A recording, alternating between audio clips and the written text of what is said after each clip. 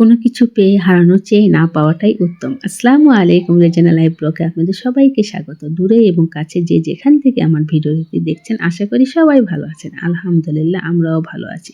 তো যিনি বা যারা আমার ভিডিওটি অলরেডি ক্লিক করেছেন, অবশ্যই একটা লাইক দিয়ে কন্টিনিউ করবেন আর আমার ছোট্ট পরিবারটির পাশে থেকে যাবেন।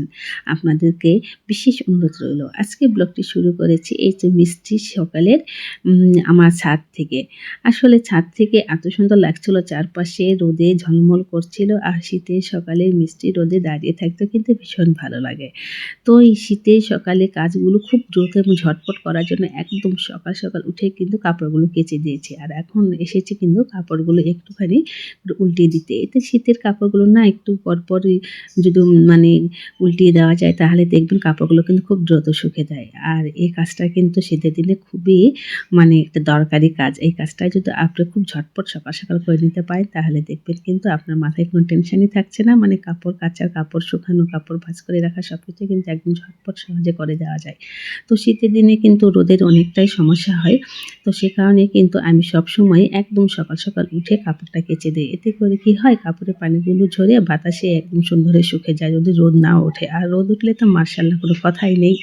তারপরে কিন্তু চলে এসেছি কিচেনে। তো সামান্য একটু ব্রয়লার মুরগি ছিল। ব্রয়লার মুরগি একদমই খাওয়া হয় না, শুধু রাখি বাচ্চাদের চিকেন ফ্রাই করে দেওয়ার জন্য। তো যেহেতু খুব অল্প পরিমাণ ছিল, তো ভাবলাম ছোট ছোট পিস করে মশলা দিয়ে সমস্ত মশলাতে খুব ভালো করে কষিয়ে নিয়ে তারপরে বেশ কিছু পরিমাণ পেঁয়াজ খুব ভালো করে ভেজে নিয়ে কাঁচামরিচ দিয়ে তারপরে কিন্তু এই কষানো মাংসগুলো দিয়ে এই তো হালকা করে ভেজে নিচ্ছি। মাশাআল্লাহ, এইভাবে কিন্তু রুটির সঙ্গে খেতে বা গরম ভাতের সাথে খেতে কিন্তু দারুণ লাগে। আর সামান্য একটু ভাজা ধনিয়া এবং জিরা গুঁড়ো দিয়ে দিলাম, এটা সুন্দর একটা ফ্লেভার ছড়ায়। আর এভাবে যে খেতে এত বেশি ভালো লাগে, কখনো বুঝতেই পারি নাই যে ব্রয়লার মুরগিও এভাবে রান্না করে এত মজা করে লোভনীয় হয়। বাচ্চারা কিন্তু ভীষণ পছন্দ করেছে। তো এভাবে কিন্তু করে আপনি সকালের জন্য রেখে দিতে পারেন বা রাতের জন্য রেখে দিতে পারেন। তো আমি কিন্তু এটা করে রাখছি রাতে রুটি দিয়ে খাওয়ার জন্য। শীতের কাজগুলো একটু সকাল সকাল করে রাখলে না সারাদিনটা অনেক বেশি বড় হয়ে যায় আর অনেক বেশি আরামদায়ক হয়। খুব বেশি যে ঠান্ডা পড়লে কাজ করতে কিন্তু ইচ্ছে করে না।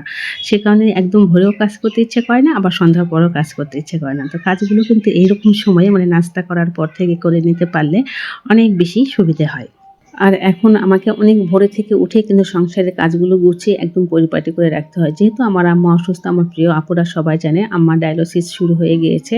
তো যেদিন আম্মার ডায়ালিসিস থাকে একদম সকাল ৬টা থেকে উঠে কিন্তু মেয়েকে নাস্তা খাইয়ে রেডি করে তার কোচিংয়ে রেখে এসে আবার ঝটপট করে এসে ছেলেকে আবার নাস্তা খাইয়ে তাকে আবার প্রাইভেটে পাঠাতে হয়। সব মিলে কিন্তু খুবই বেশি কষ্টকর হয়ে যাচ্ছে। আর সেই কারণে কিন্তু একদমই রেগুলার ভিডিও দিতে পারছি না। সবার পরিবারে হয়তো বা যেতে পারছি না। তবে ইনশাআল্লাহ আমি মনে প্রাণে চেষ্টা করছি এবং যাব। আপনাদের কাছে আমার রিকোয়েস্ট যে আপনারা আমাকে অবশ্যই ভুলে যাবেন না, আমার পাশে থাকবেন। আসলে মা অসুস্থ হলে না কিন্তু কোনো কিছুই ভালো লাগে না। যত কিছুই কাজ করি বা যতই সংসার গুছিয়ে পরিপাটি রাখার চেষ্টা করি না কেন, মনের ভিতরে কিন্তু একটা টেনশন থেকে যায়। আর যেহেতু আজকে আম্মার ডায়ালিসিস আছে, সে কারণে খুব বেশি একদমই রান্না করব না। দুপুরবেলার জন্য শুধুমাত্র এই যে মাছটা টমেটো দিয়ে আলু দিয়ে ঝোল করে রান্না করছি। এভাবে ঝটপট করে জীবন যতটুকু চলার জন্য ততটুকুই শুধু করছি। আর এর মাঝে কিন্তু আমি ছেলের রুম, আমার রুমের বেডটা একদম গুছিয়ে দিয়েছি। আর যে হেল্পিং হ্যান্ড আপা আছে, ওই আপার রুমগুলো মুছে দিবে, সে কারণে কিন্তু রুমে ফ্যান দিয়ে রেখেছি। কারণ শীতের দিনে না ঘর মুছে দেওয়ার পর শুকাতে অনেকটা সময় লেগে যায়। তো ফ্যান দিলে খুব দ্রুত শুকিয়ে যায়। আর যেহেতু আমাকে একদম সময়ের মধ্যে কাজগুলো কমপ্লিট করতে হয়, সে কারণে কিন্তু রান্নার ফাঁকে ফাঁকে এসে এই রুমগুলো আমি গুছিয়ে নেই। আর যে ছাদে আবার যে গিয়েছি কাপড়গুলো উঠিয়েও নিয়ে চলে এসেছি। তো ফ্যান দিয়ে রেখে দিয়েছি। আর এদিকে কিন্তু ঘরগুলো একদম শুকিয়ে গেলে ছেলে মেয়েকেও দুপুরবেলা খেতে দিয়ে দেব।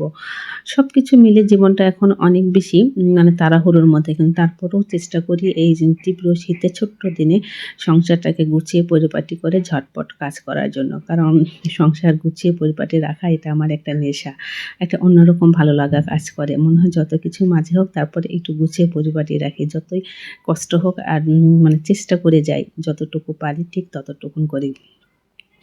আর রুম যদি পরিষ্কার বা গোছানো থাকে তাহলে কিন্তু অনেক বেশি ভালো লাগে। তো এই তো আমার ডায়ালিসিস রুমে চলে এসেছি। কি যে কষ্ট করে কথা বলে কিন্তু একদমই বোঝানোর না।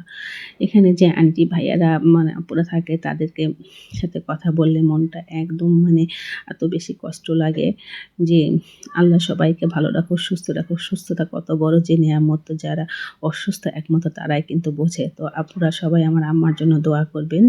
আর মন থেকে সবার জন্য দোয়া করবেন। দর্শক আর কি বলবো, কিছু বলার নেই। এই জায়গাটা আমার জন্য অনেক বেশি কষ্ট করে। ৪ ঘন্টা থেকে ৫ ঘন্টা কিভাবে যে থাকি তা শুধুমাত্র আমি জানি। তো এখন কিন্তু প্রায় একদমই মানে সন্ধ্যা পার হয়ে গিয়েছে। তো কিছু চিকেন মেরিনেট করে রেখে দিয়েছিলাম। তো সেগুলো এখন ঝটপট করে মানে ছেলে-মেয়েদেরকে ভেজে দিচ্ছেন। যেহেতু বাচ্চা দুটোকে রেখে যাই, মানে তেমন একটা কিছুই করতে পারি না। সে কারণে ভাবলাম ঝটপট করে ওদেরকে একটু চিকেন ফ্রাইটা করে দিই। আর এই শীতের দিন মানে শীতের রাতে এরকম খাবার খেতে কিন্তু ভালোই লাগে। আর যেহেতু রাতের বেলা রুটি বানাবো আর ওই যে মাংস একটু করে রেখেছি ওটা দিয়ে হয়ে যাবে। তো আমার ভিডিওগুলো কিন্তু একদম ছোট, স্কিপ না করে পুরোটা দেখবেন আর আমার ছোট্ট পরিবারটির পাশে থেকে যাবেন। আর আমিও ইনশাআল্লাহ আপনাদের পাশে ছিলাম, আছি এবং থাকবো। আমার অসংখ্য ভুলগুলো অবশ্যই ক্ষমা সুন্দর দৃষ্টিতে দেখবেন। সকলের সুস্বাস্থ্য কামনা করে আজ এখানেই বিদায় নিচ্ছি। আল্লাহ হাফেজ।